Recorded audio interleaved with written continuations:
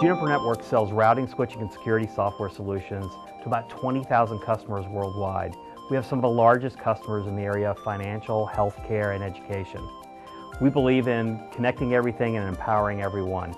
I'm the operational risk and compliance lead for Juniper Networks, so we're responsible for putting together risk mitigation programs and proactive and reactive responses to support our supply chain.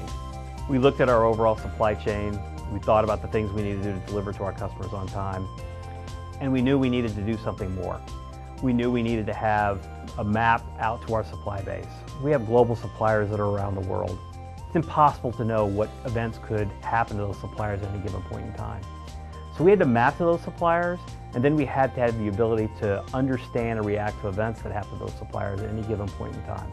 So we set up that program, followed it forward, and even looked at proactive ways that we could mitigate events that might happen in the future. We looked at things like multiple sourcing. We looked at dependencies on certain geographies. We looked at geopolitical risk and other risks that could have impacts on our deliveries to our customers. Juniper Networks' Supply Chain Resiliency program includes several different elements.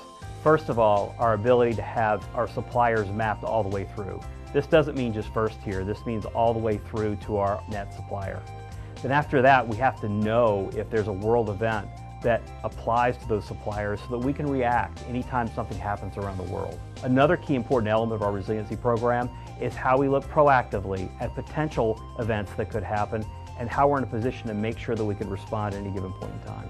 So actually, supply chain compliance was kind of an interesting side benefit that we got from it. What we learned was, once we had our suppliers mapped together, we could respond to other questions that we were getting. Most recently, there was a conflict minerals initiative. Because we already knew who our suppliers were, we already had reached out to them, we had already had mapped and connections to them, we were able to resolve the conflict minerals audit in a matter of weeks. I think if I were to give other executives advice on this, I would say that to go ahead and get started. This is something that your customers expect. I've been in supply chain for a number of years. This wasn't a requirement probably a decade ago, but now it's table stakes. You've got to be out there, you've got to know what's going on, and quite frankly, if you're not doing it now, I'm going to get the parts before you will.